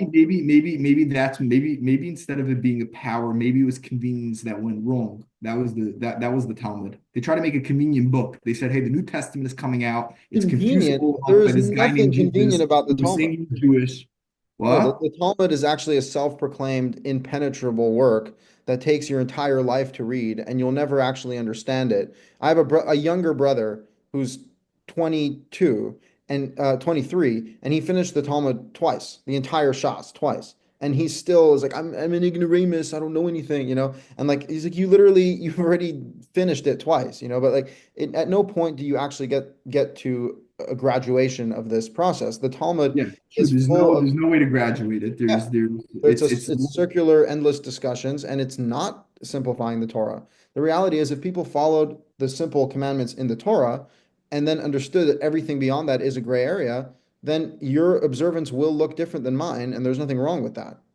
And that's really all there is to say. It's between the individual and God. I mean, we're existing, and this might be relevant to your field of being a judge in a court. Like there is uh, no one that's going to enforce these laws. If I break Shabbat, nothing's going to happen to me from man, from the point of view of man. So nowadays, if a Jew is following the Torah, it's because they believe in God and because they believe that these commandments are for God. And so this is between the individual and God. It's not between the individual and the rabbi, right? And so you have to make your better judgments, you know, and again, like the solutions in the Gemara are absurd. It's like the Torah says, "Do not leave your place," and they're like, "Well, don't leave your place means exactly 2,000 cubits." But if you put a piece of challah bread, you know, on a rock somewhere, then now you can walk 4,000 cubits. You know, it's like, oh yeah, that's from God, of course. You know, like no, the, these are well, but then again, arbitrary. I don't think everything from the Gemara that I don't I think there's certain things called the Rabbanans, and I think certain things that the Gemara actually takes credit for that they're not looking at it as the word of God. And like I even think the other prophets that are not on the level of Moses, that their prophecy is nearly not as clear. And I think one day we're going to argue on it. Like I'm a big believer of Maimonides, that Maimonides writes that who believes in a Messiah, and he says that, well, the Messiah is going to be a prophet almost as great as Moses, but smarter than King Solomon, right? And then the idea is like, yeah, he'll be able to argue on King Solomon, the smartest person. Just Moses, he won't be able to touch the five books. That he won't be able to touch. So the rest of the prophets, I do believe they're true and they're real, they're just not as real and true as Moses. And that's Yeah, what I I think believe in the that's where Talmud. we'd Is agree. I won't respect the Talmud more than I respect the Nach, and I won't respect the Nach more than I respect the Chumash, right? But the Talmud is a respectable piece of work that was put out by the rabbis of those times that when they were criticized, and you're right, the people who were criticized and asked questions about it were handicapped by saying they want to believe in it, but they still try to really, really take apart the Talmud and find contradictions and come up with really, really interesting solutions. Of course, you could say those solutions were forced and motivated and had a bias that the Talmud was true Also before they not came to it. final. They're also not final conclusions. Like at the very best, you can make the argument that the Talmud is a compilation of discussions, right? Which means, Yeah, that's what it sure, so is. that's their discussions. We can continue to have discussions, but And I think we're supposed ultimately, to continue having those discussions. We but you just not. can't, but see, you can't change the original ruling, right? That's the whole premise of orthodoxy is that, yeah, you can sit here and talk about the Talmud till you're blue in the face, but you can't change the fundamental ruling of the rabbi, right? And that's really the problem is like, you know, take like the second day holiday. Like second day holiday does not exist, period. It shouldn't have existed then. They made it based off of a false claim that you have to wait for messengers from Jerusalem, which is nowhere in the Torah. So the original institution of second day holiday was wrong. And nowadays they even admit that they know the date, but they still Well, won't get rid of it even then they write, because even then the Gemara says in Be'ah that they knew the date. They okay, figured it yeah, out. even then, but they needed witnesses from Yerushalayim, which is not in the Torah. But nowadays they agree there's a systemized calendar and everyone knows that there's no doubt or anything. But still, they're not going to get rid of their false institution because it was such made by such great rebbes. You know, like this is the point. It's like you can be aware of what the Talmud says as history. This is what the rabbis believe. but you shouldn't be obligated to follow it. And the whole premise of Orthodoxy is that you need to follow this institution and you need to follow these Well, rulings. of course, of course. I can tell you so much. There's this language from the Chazon Ish, a beautiful letter. You're familiar with the Chazon Ish who lived in Bnei Brak, he passed Yeah, away. yeah. So the Chazon Ish has a beautiful Believe letter, me, and I had all the Rebbe cards. I know all of them. you had all the Rebbe cards. So the Chazon Ish writes, but again, it's not going to answer your dilemma. But he writes that it's a fundamental part of the belief of Judaism that every single thing that was written in the Talmud was written with the power of prophecy. Yeah. That's what he Again, writes. um, that is an assertion. There is no evidence to back that up. And at the end of the day, it's a matter of belief. So, Orthodox people believe in their rabbis the same way I believe in Moses. I think that's absurd. I don't see why in the world people would grant so much credit to these, Let me think about that. Why? these What's the people. agenda to want to believe in the Talmud? I happen to believe in the Talmud, but I believe it, like you said, because I grew up with it. What is the agenda to believe in the Talmud? What? Why wouldn't it be more like, if anything, the Talmud for rabbis is controlling them? They would love.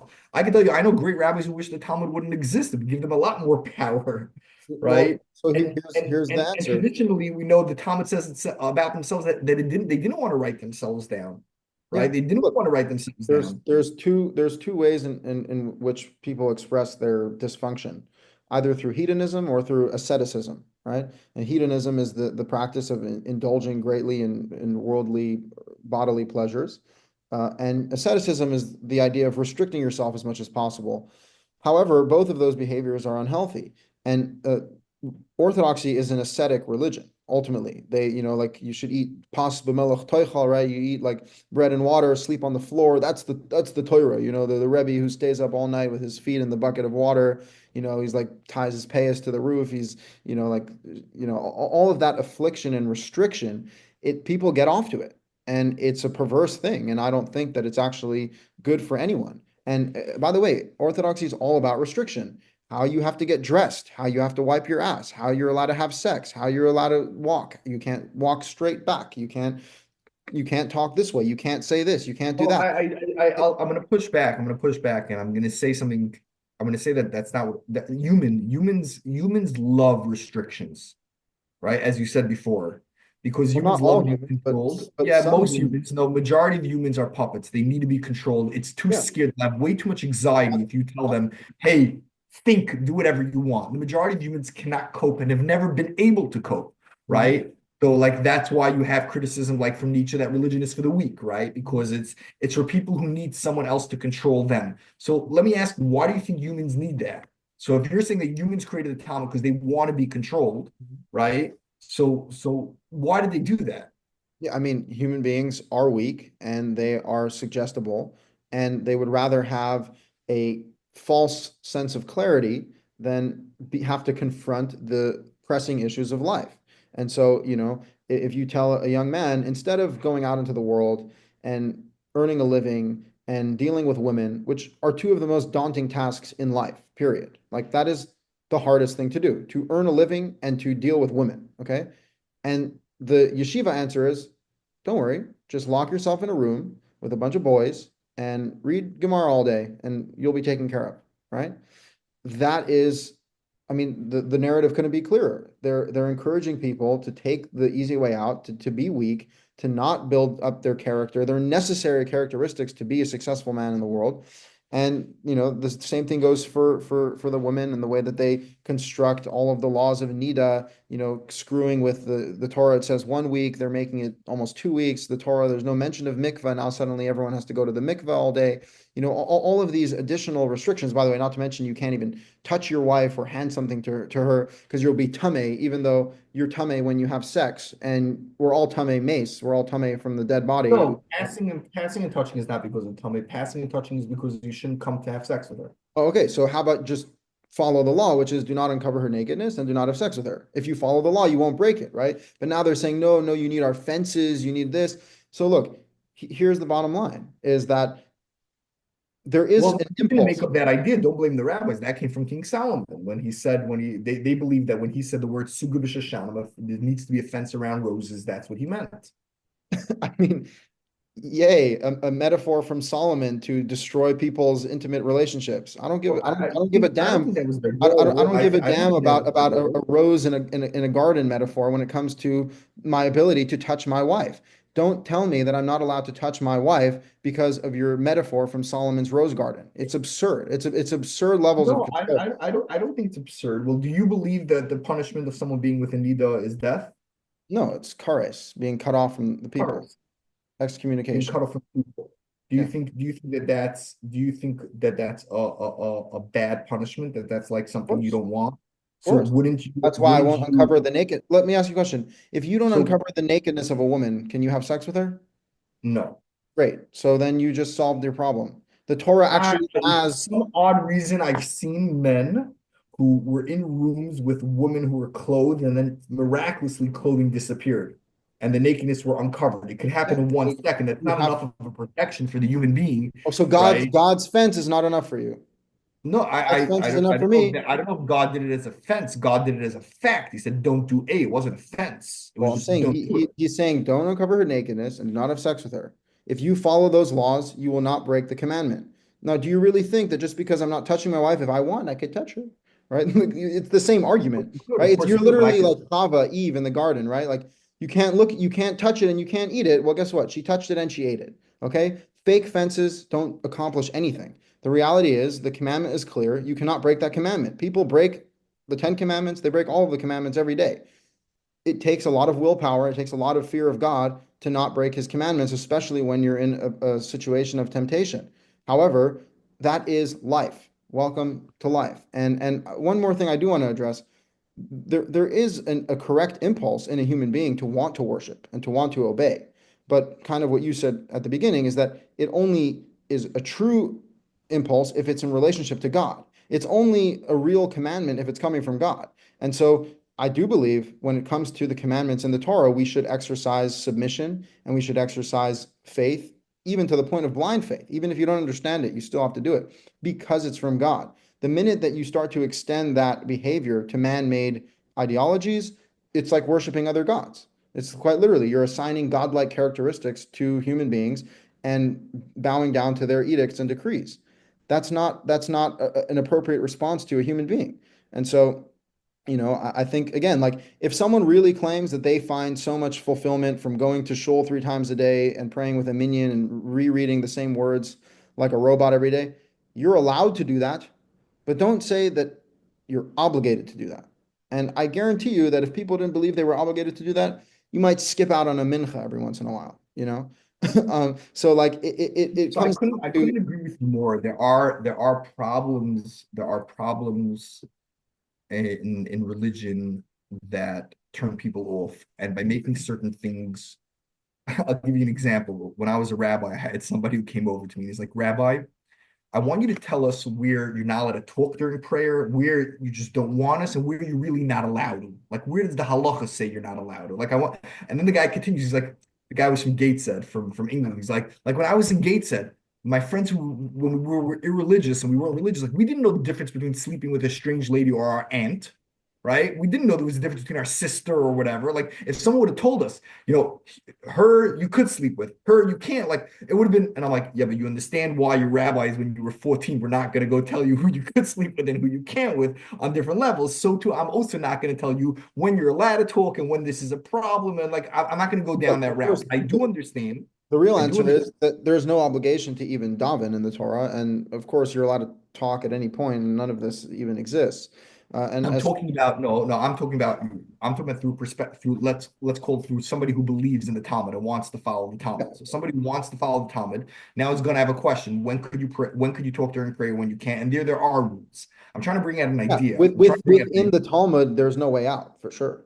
It's like Of course, the there are certain times that the Talmud says itself. This part is more stringent not to talk in this part, right? There are clear rules. I There understand, are. but the fact that you're operating under those rules to begin with is already beyond restrictive. I don't know. It's so restrictive. Like Definitely restrictive. I remember being in a pizza shop right when I got married, and my wife turned to me and she's like, "Should I wash for this pizza?" Right? So I turned to her, I'm like, I'm washing, right? And I went to go wash my hands, right? And the guy screams behind me from the counter, "Why are you being machmer on your wife?" Like, why are you being stringent on your wife? I'm like, all I'm asking her to do is wash her hands and then bless God after. I don't think that's the most oppressive thing that a husband could do to his wife, right? I don't know if all these restrictions are oppressive or they're more maybe beneficial. Maybe they keep community, maybe they create religion. I'm very curious if religion would be the way you prescribe it, if there would be any Judaism left at all, because I think it's much more difficult to be the Jewish type that you want to be than I want to be. I think it's much more difficult what you're trying to accomplish. Your understanding of Judaism and the direct relationship to the Torah of Moshe Rabbeinu, almost I want to say it's on a higher level of Judaism than the Orthodox community. It I is, don't think it would absolutely it survive. is. I don't think a community would survive like that. I think you're asking too much from people. And again, I wish people could was on that level. And for myself, yeah, I'm extremely. It's very important for us to understand who Moshe Rabbeinu was in his Torah. But would a community of Judaism still exist in such scenarios? Well, I would bet not. here's the thing. First of all, personally, I'd much rather be reading the direct word of God than pretending like I have to worry about how to wash my hands. You know, it's all absurd and it's not real. And again, not to mention they say a blessing on the hand washing. Blessed are you, God, who commanded us to wash our hands. So that blessing is crazy that they say it about every one of their random made up laws. But that being said, yes, it actually is a higher level to observe the Torah itself because but not in any form of like, oh, like more like stringent. No, that is baseline. There is no option, right? It's not like, oh, there's different ways to do it. No, there is only one way. Follow these commandments without adding or subtracting. That is the obligation upon each and No, every Jew. and define everything to mean as literal as you could understand it to mean. That's a Yeah. big component of what you're adding. That's not an adding. That's a fact. If God is telling you, do not That's kill, your do not. fact.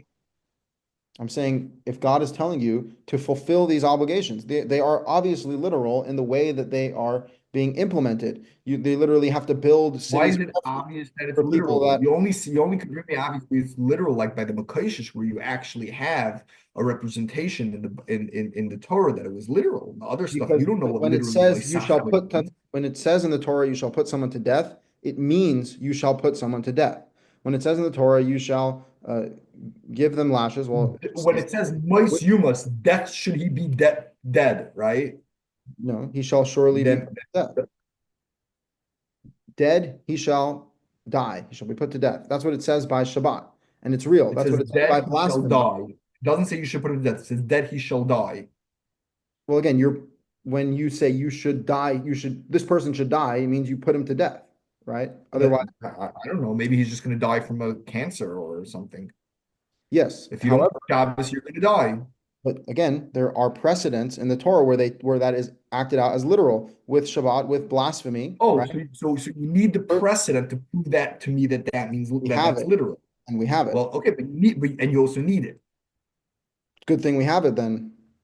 So without it, you wouldn't. So without that, without the story of Makosha, you would agree with me that it's possible that Mois Humus is not literal. I think it would be there would be less precedent. I still think it would be literal. Like I think if God is saying put them to death, put them to death. But again, when it says by blasphemy, you shall surely be put to death. There's another story in the Torah of the guy who curses God and he's put to death, right? And again, same thing. They hold him in the cell. They're like, do we really do this?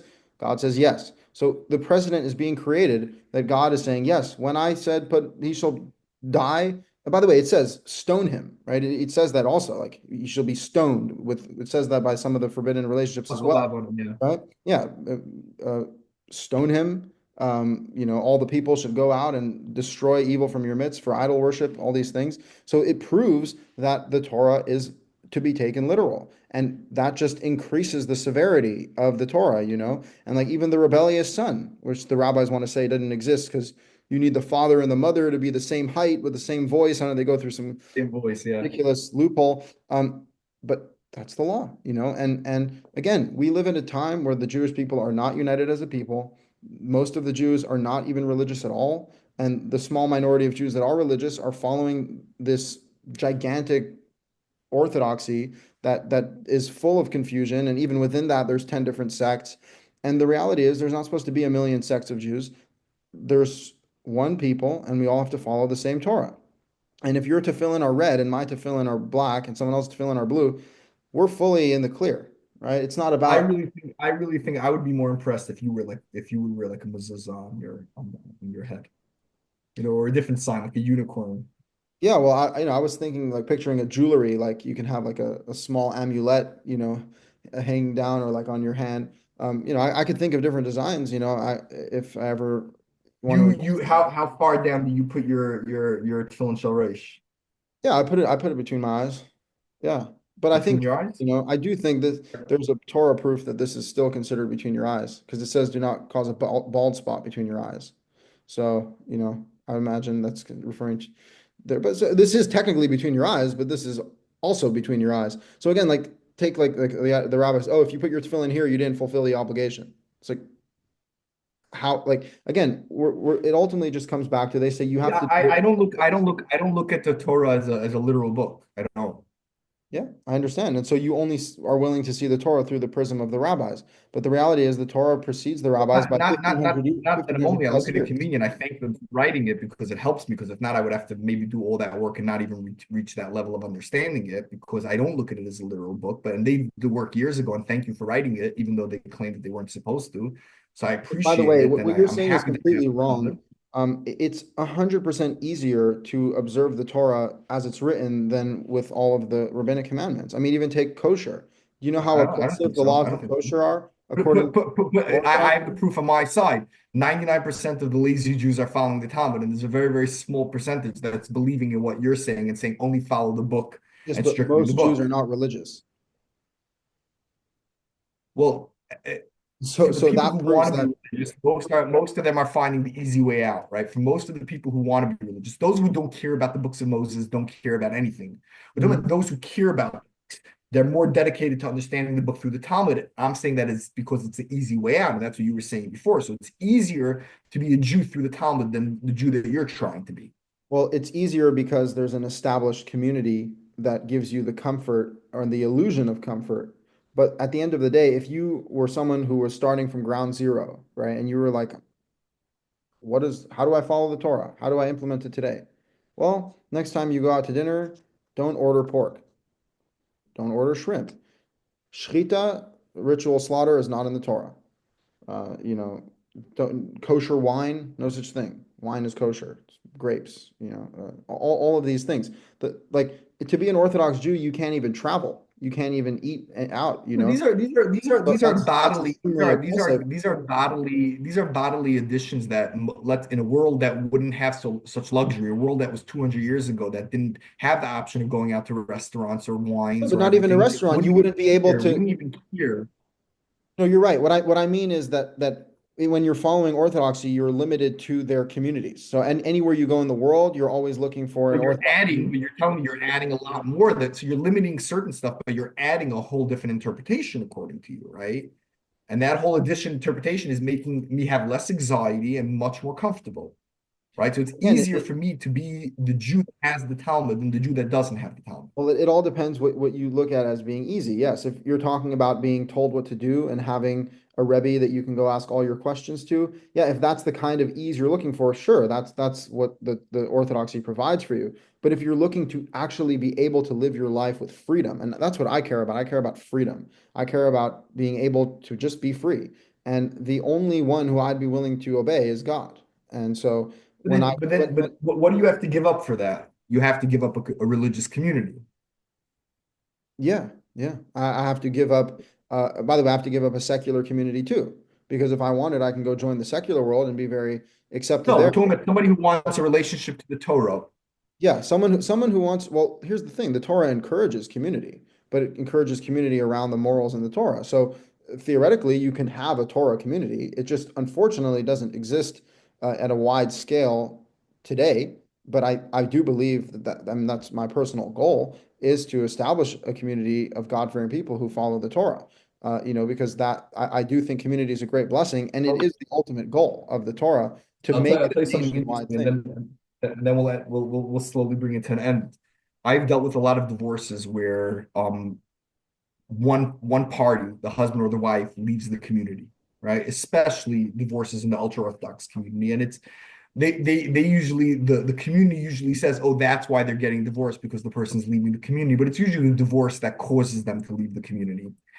And I've seen in the last 10, 15, 20 years that there have been so many people who left the community, and there have been communities that have been opened from people who left the community. There are organizations, right? Well-known organizations, established organizations from people who Bring left the them back. community. Wait, and you have to hear this. You have to hear this. They're 10 times more tyrannical and controlling than the communities they came from.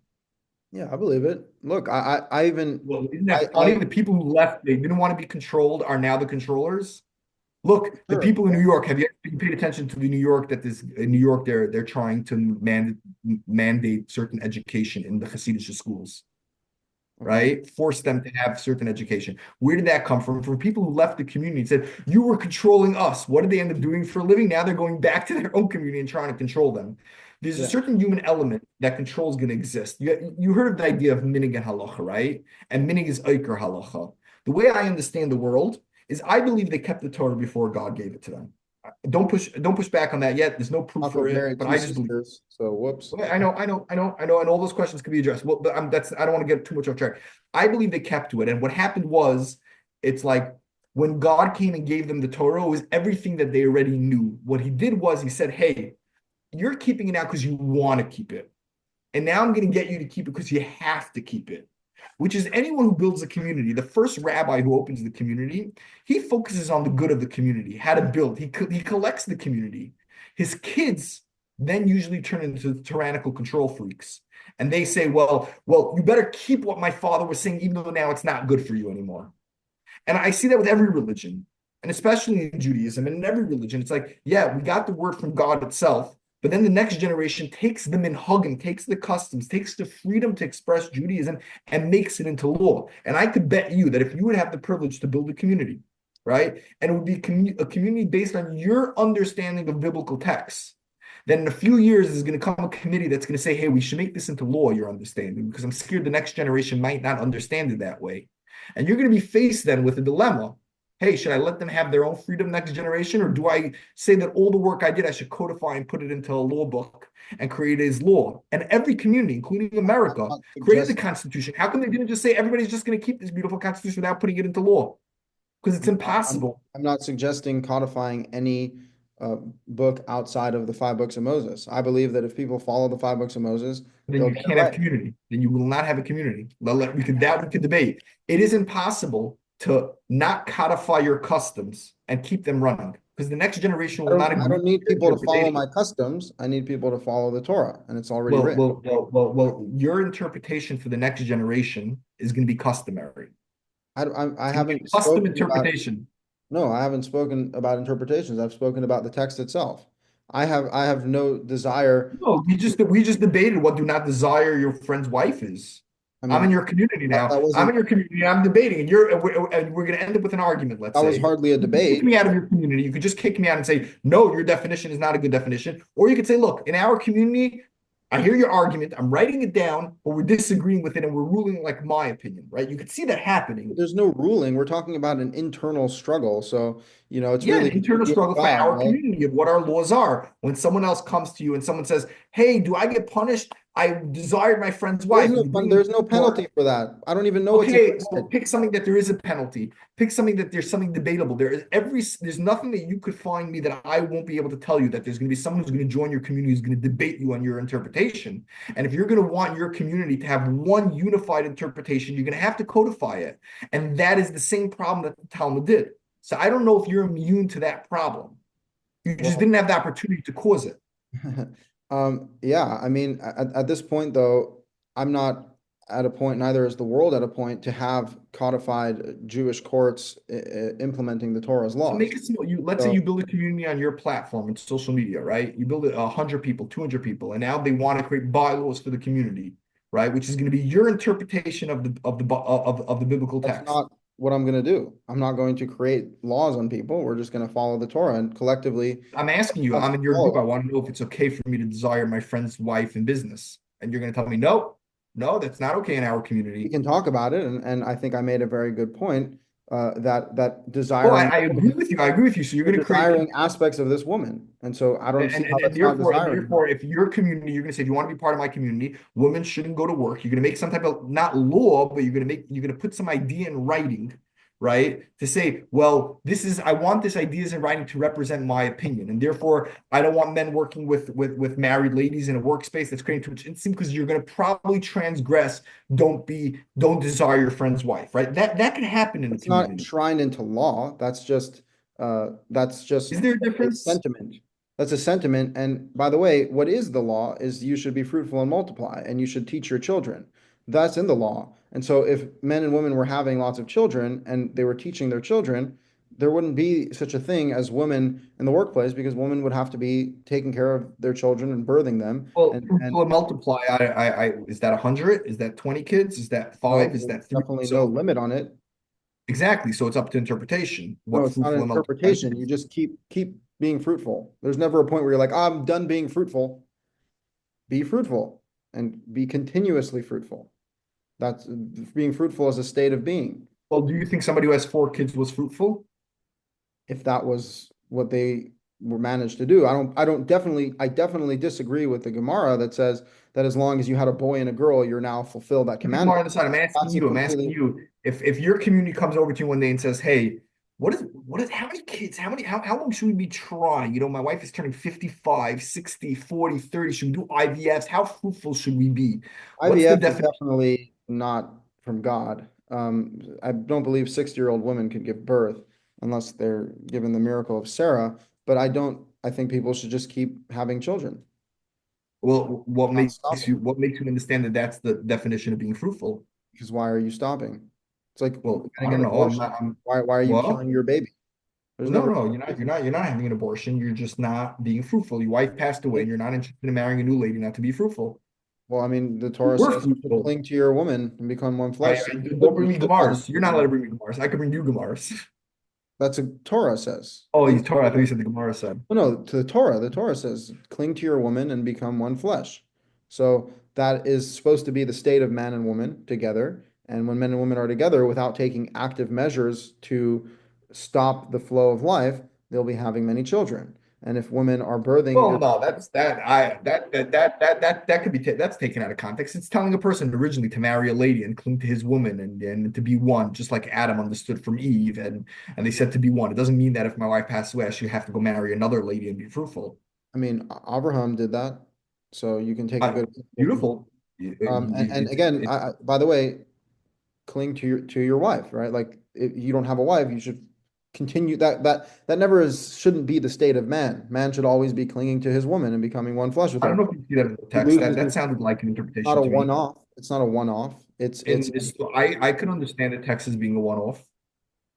I mean, What I'm trying to bring out is that I don't think stating it's that possible to create an understanding of text without the humans participating in it. You're trying to make the Bible the sound Torah like it's says an we should objective word of God. It's a subjective word of God. It's no, not it objective is word of God. no, actually the words are objectively the words and No, they're you not. can They're your understanding of those words.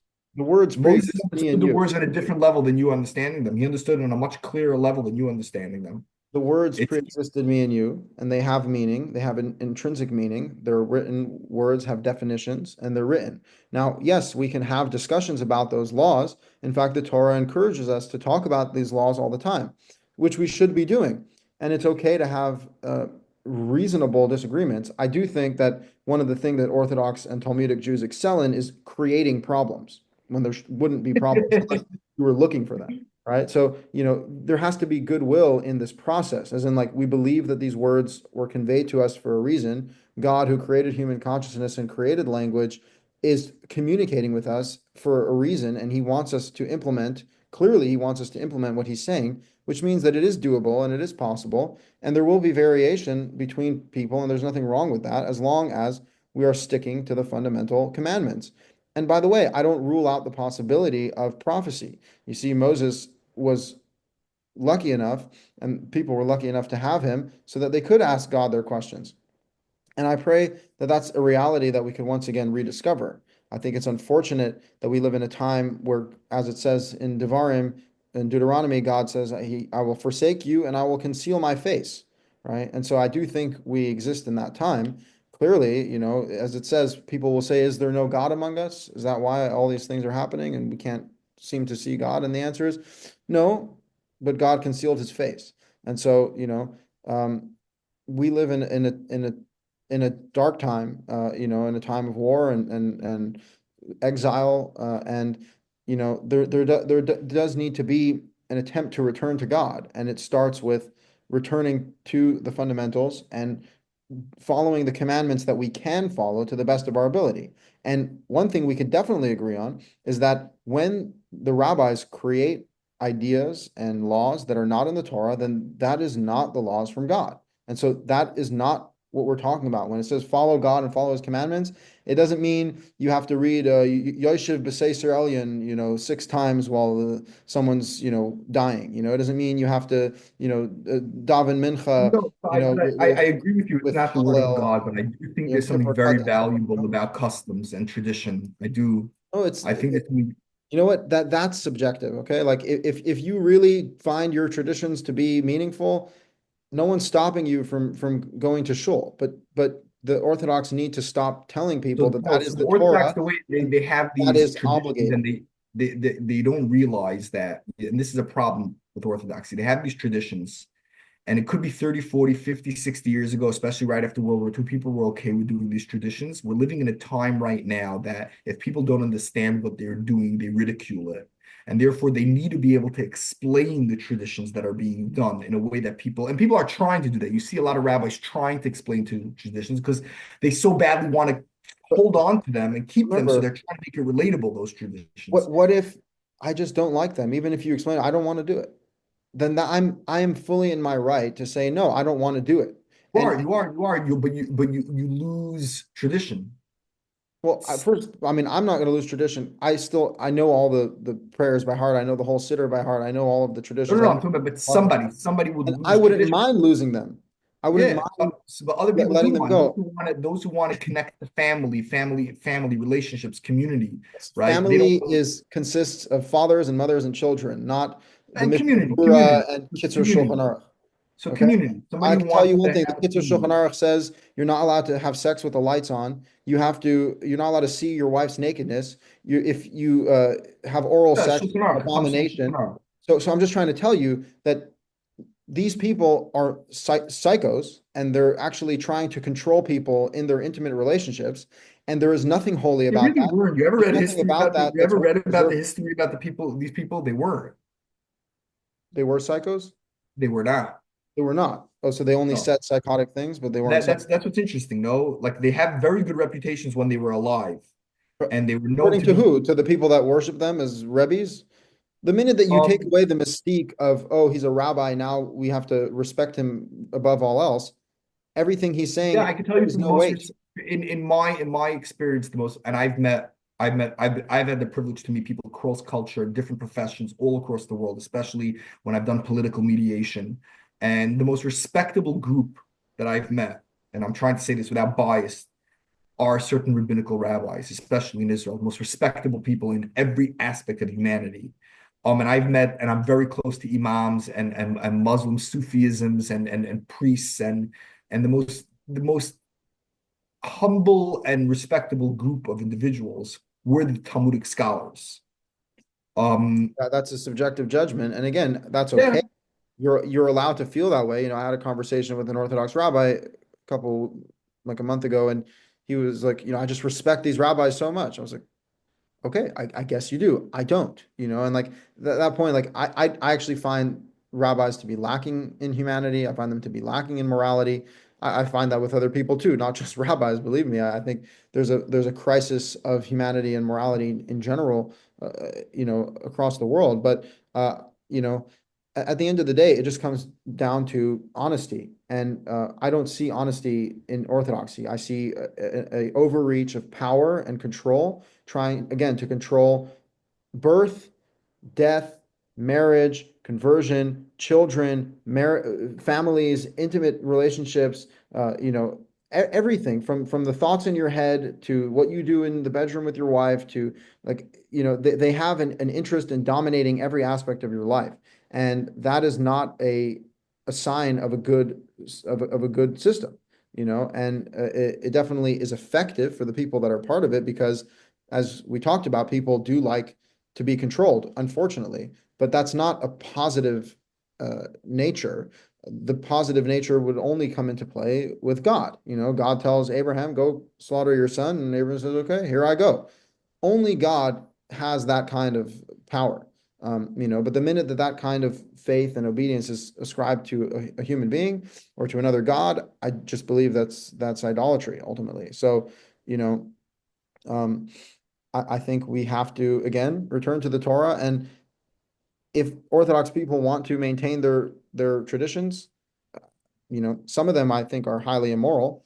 But if there's nothing wrong with it, you're allowed to, but I don't think that that should be the make it or break it of Judaism. And I definitely don't think that they should be the ones representing the Torah, being like, oh, if you don't, follow us, then you're not observant. It's like, no, the observance of the Torah itself looks very different than Orthodox Judaism. And I think that needs to be made clear for Jewish people who just want to follow the laws of God. Like what if they don't want to eat cholent, and go No, go no, to no. go If they're go to not willing to each other, then they can't be accepted I anywhere. say, they don't want to go to Shalashudis and all this stuff. Like that's not the Torah. It's Jewish culture, and personally, I don't like most of it, so I choose not to engage with it. Um, you know, some people do like it, but I do think a lot Isn't it funny? Because I need to head back home. So we will end of. it. Isn't it funny that I really have this belief that the rabbis and the additions to how you're the additional obligations and this control is really an easier understanding because it allows it's place for understanding is because you're understanding that the words of the Torah are subjective. And I mean, the Torah is what's subjective, but the rabbis are objective, right? So you see how twisted that is. The word, the rabbis, you have to follow them to the T, but the Torah is just this maze of meaninglessness. That's a deliberate attempt by the that rabbis. actually makes a lot more sense to me. The word of God for me should be is not objective. It's the word of God. For him, it's objective. For me, it's not. And the word of a rabbi, yeah, it could be a straight, it's human to human. Like I can understand you on a very objective level versus me on my understanding of God should never be objective. Well, It's look, my it understanding of comes God. down So to the yeah, of course, fact that makes sense. that Exactly what you said. I don't think I don't think God that doesn't. I think it does make sense. Yes, but God communicated with humanity, deliberately telling them to follow his commandments or else they'd be cursed. That is a literal communication. It is a actual conveyance of a So practice that's of you beliefs. understanding God's communication. I don't think you could That's say God's explicit. understanding is That's objective. explicit. The Torah says God says follow all of these commandments. It's explicitly human understanding. God doesn't speak Is it not English. explicit in the Torah that God says to follow his commandments? Because we made it explicit. I don't know what you're I'm talking trying to about. think How I'm many trying to think. times in the Torah does it say follow these commandments, do not stray to the right or the left? That is explicit. So which means it is doable It's and like God it's like is it's telling like us it's to like do it's that. like it's like me saying that this music is objectively good, right? It's music. It can't be objectively good. I make it good by me deciding a dog is going to listen to the music and not enjoy it. I decided the music is good. Doesn't False mean it's a comparison. The Torah what? is not subjective music, it's I think it objective is. word. I think it's the It's word of God. words. What does that even mean, the word of God? For me, I'm making it literal. I'm the one making it literal, the word of God. It's Sounds like not you're literal. It's the word creating of God in God. It's your bigger than image. literal. It's Sounds like you're before guilty literal of exists. Aristotle's criticism. You're creating God in your image. You're saying, I'm the one who makes God's words mean something. No, Well, I God believe that's what you do. spoke, I believe that's what God you do. spoke, and we have to do our best to fulfill what he commanded No, us to. I believe God spoke because we understood him to have spoken. What does that even mean? He spoke. What happened at Mount Sinai? God spoke to us. God created us. God Do you spoke to do us. you think I'll Told ask us you a what question, to do you do. think at Mount Sinai we heard the word of God on the same level that Moses, face to face? It's not about level. We heard those words. Okay. Not about Do we level of hear those comprehension. words? First, let's start with the Yeah, words it's a level themselves. of comprehension. It's a level of comprehension. Well, Of there course, there are Moses levels of comprehension, comprehended God's word on a higher level than we comprehended but it. it's not And about our levels. You have comprehension, to first start with the basic understanding of the words, the meaning of the words. I'm not the saying meaning you of the can't have words true are comprehension objective less. truth, and that's still hidden from us. It's subjective when humans are trying to understand it. It's with your capabilities. You're limited. You have limited capabilities of understanding God's word. So, of course, it's your understanding, which can't get more subjective than that. That's the definition subjective. The word of God to human is subjective. It can't be objective. or Yes. else you tell me that you're God. But God's words are themselves are objective. And so you have to Not for do the your human. best. There's some for the gods, they're objective. For God Himself, it's objective. For I'm trying to you, say. human, So it's subjective yet we are given those words and we're told to follow them. in a subjective way. No, It happens to be there's a we're told to collective follow them. understanding that the humans developed, and it's certain things we all agreed on. We all agreed do not kill means that if I take out a gun and I shoot you and you're totally dead and you're not breathing and your heart and your brain and totally dead, that's considered not dead. But other stuff, if you're just brain dead, I don't know if that's considered killing you or not. If your heart's still pumping, Not, you're right? not dead. What? You're not dead. So that's not murder, but it's inflicting immense suffering on someone. I mean, that's where like an eye for an eye would come in. It's like even if you don't kill someone, but if you injure them brutally, then Well, guess what? Have some injury. if a guy is brain dead, right, and he can't breathe anymore, right, but his heart's still pumping, is he alive? I mean, he's not dead. There's clearly a bridge between life and death. And when someone's dead, we know he's dead. That's when we put him in the ground, right? So, Well, yeah, well, let's say the Harvard criteria at 86 determined that brain death is considered dead. They'll kill someone in America. You're considered dead after brain death. Is that a transgression according to you? to, well, I mean, to hold someone alive on a machine to begin with is already interfering with nature. So I don't think it's murder to What's unplug wrong a with machine. interfering with nature? What's the problem? What's wrong with interfering with Not a nature? problem, but it just means you're not actually letting the like if you were to allow the situation to progress without interfering Why with should you it. allow the situation to progress? Well, I'm Where not is there a saying hint that you you should allow have things to to. go I'm not naturally? saying you have to, but I'm just saying that you know, we don't decide life and death. So there's nothing Said, wrong with leaving it in God's hands. well, doesn't it say "Achaim v'Hamavis bi'ad Hashem"? No, is that I like, mean, like that might be in somewhere, but that in the tongue, right? I mean yeah, that's clearly a metaphor, right? I know it's a metaphor. I believe everything of it, it's a metaphor. But but I think there is a subjective understanding to what death means.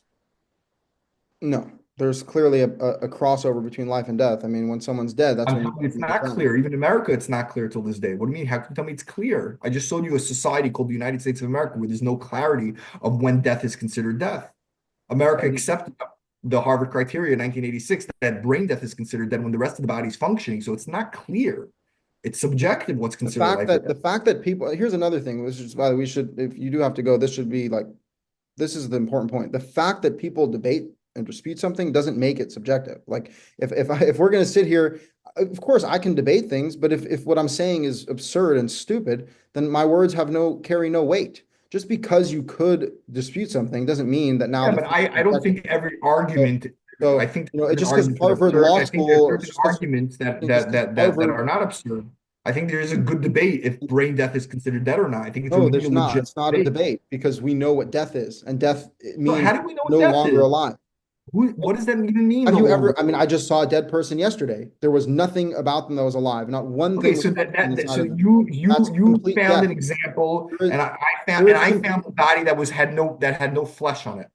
And you know what? Flesh is still alive when it's on the body. There's still molecules dancing around the body. With a microscope, you could see a lot of live actions happening. And I've seen a skeleton that has no sign of life whatsoever. So maybe a skeleton is the only terminology of dead. And until they're not a skeleton and all their flesh deteriorates, they're not considered dead. You're playing a subjective game without realizing I mean, once you pull out the microscope, everything becomes subjective, right? it. But let's just talk about, you know, human beings before they thought they were so smart because they looked under a looking glass. Okay? The reality is that Yeah, they we weren't all sure. Was it know the heart beating or the breathing coming out of the nose to determine dead? What they used yes. to do, they And used to put a that's feather in front of the nose, yeah, right? And if there's no ear that came out, they determined the person dead. Well, guess what? His heart could still be beating for hours and days after breathing stops, right? yes. So, But for all of human history, we've had an understanding of death. And it was very clear that once someone was entirely oh wait, now incapacitated, you're using an they were argument that I used on you before. Well, whole human history. That's why Maimonides says that he traced the whole human history from Moses, and he no, saw that an estrogen he didn't. means this, No, and no, I that's not under an I human only means history. that.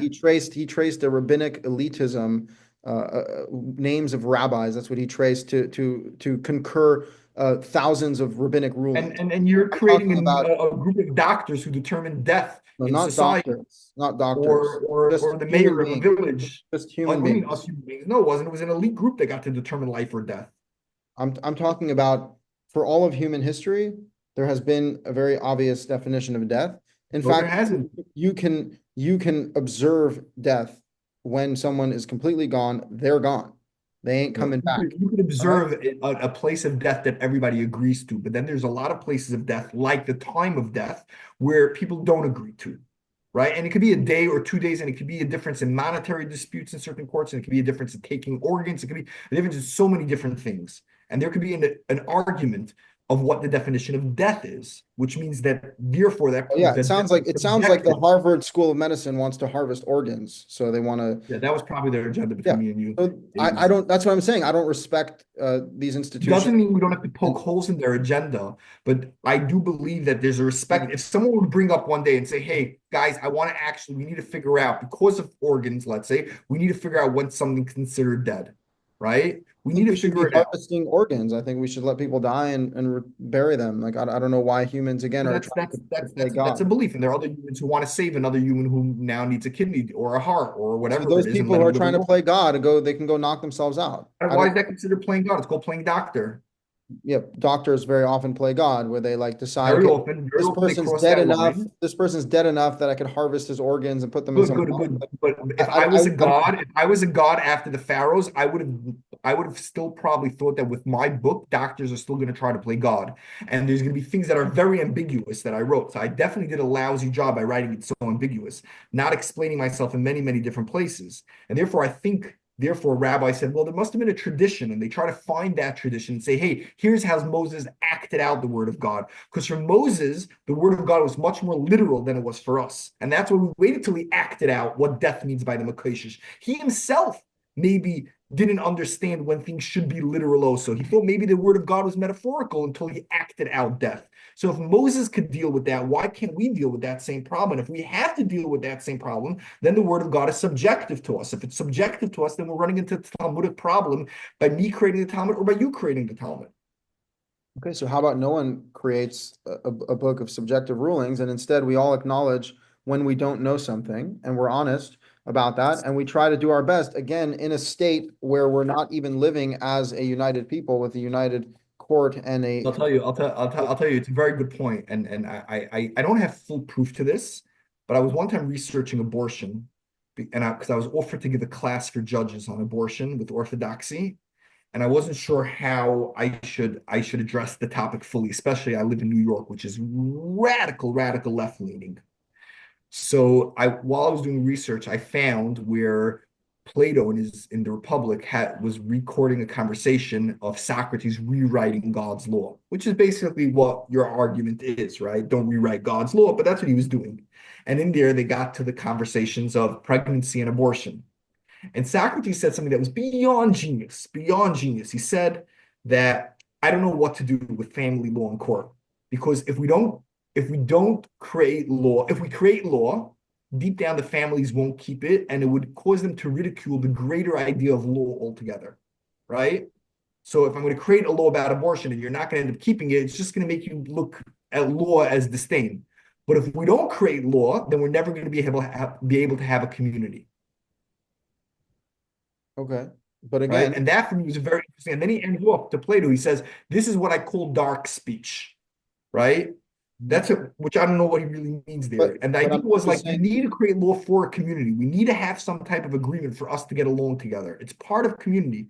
It's, I think, why God gave the Torah. He said, yes, and become a community. You're becoming a nation, become a community. They were right. keeping it before, but he said, no, now create it as law. Well, I mean, they weren't keeping it before because they were, not they didn't know it, but maybe they knew some things, maybe some people knew some things. Definitely, the patriarchs seem to have an understanding of God that I was think un when God said that Abraham kept my words, again, this is a Talmudic understanding. But yeah, let's continue, okay? yeah, I mean, he said he kept the way of God. Actually, he says to do righteousness and judgment. But what it comes down to is the law of the Torah is qualitatively different than the American law, than the Constitution, than the laws of the Greeks or what Socrates and Aristotle were talking about. we're talking about the laws of God. And so when we're dealing with the laws of God, they're on a pedestal that's so much higher above any human institution that comes after that. And I'm not saying there shouldn't be courts. In fact, the Torah says you should have judges and law enforcement. But fundamentally, their job is to enforce the laws of God that have been revealed to us. If there are doubts, if there are gray areas, if there does need to be, remember, need to be consensus, there doesn't always need to be consensus. There is nothing wrong with having variance of observance and different families having different practices and different traditions.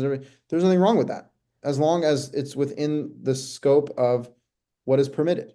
And a lot is permitted under the Torah's law. So as long as we're dealing with permitted things, there's nothing wrong with variance. And I don't think community means a uniform, right? I mean, that's part of like the Orthodox black and white, right? Everything has to look the same and be the same. No, there's nothing wrong with variance and people doing And the different. rainbow community. Well, I I'm mean, joking. before the faggots started using the rainbow, it was God's sign of tolerance and multicolor reality, and that's true. There is a multicolor reality that gives room for much to happen, and the Torah is there as a guideline. And I do believe that if we followed the words in the Torah uh, without adding or subtracting, we would be living in a moral world closely resembling a paradise where you weren't worried about someone coming to kill you or steal from you or take your wife, where you were just able to be and to live with morally and peacefully. And I think that's the goal. And I think this attempt to complicate things is part of the it's the same desire to kill and to steal, like to cause harm and disruption where it shouldn't be. Like there is a structure to reality, there is a structure to language. We are being communicated with, and I think there's a possibility to live with clarity and unity and also openness for different ways of doing No, things. I agree with you. I agree with you, and that there's nothing more beautiful and nothing more true. And not only that is the Torah true, but we base our definition of truth from the Torah, and that's how true it is. And I also believe that it's still subjective. But look, I really, really enjoyed talking to you. This was a lot of fun. I really, really enjoyed it, All right, Avi. and Yeah, thank you for having the been conversation. fun. Let's be in touch. This was a lot, a lot to do, a lot to think about. And yeah, there's no definite proof. There's no proof in why the Talmud should be true. There's no proof of that I know of. If you find one day a proof, please let me know. It's But not I it's do not a believe that provable it's thing, needed. it's a I matter think of it's belief. needed. But I I think think the it's conversation needs to continue, and I think that the Talmud's writings are subjective opinions of rabbis, and therefore they're subject to dispute. They're And subjective opinions of yeah, they're subjective opinions of what that objective truth is of God. And for yeah, us, we take it as objective. Yeah, yeah. But great. That is that's where I Orthodox. think the problem is that their words are no more objective than our words. In fact, it could be clearly argued that many of the things that they said were either wrong Well, or I highly think our disputable or relationship immoral. as things go on, as the world goes on, their words turn from more objective to less objective till it turns subjective because now it's me interpreting their words. But yeah, I get the idea that you're trying to say. So let's continue the conversation, and I appreciate you willing to have it. I wish you all the best. It was really, really, really, I really had a nice time. Have a good All one. right. Thank you. Okay, all the best. Have a good Purim, however you're celebrating it. All right. You too. All the best. Have a good one.